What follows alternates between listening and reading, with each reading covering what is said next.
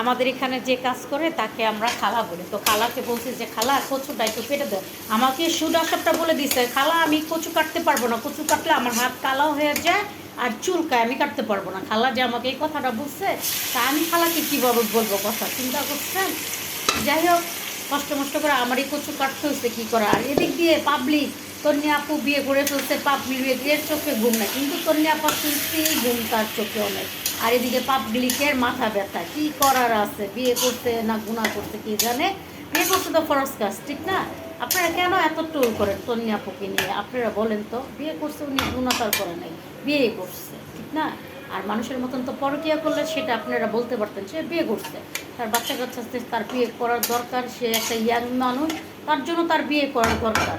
আর আপনারা পাবলিক, কিছু পাবলিক আরে কে কী করলো না করলো, কে পাপ দিল না কী করলো, এগুলোর জন্য বসে থাকেন। বিয়ে খুব পাবলিক কথা।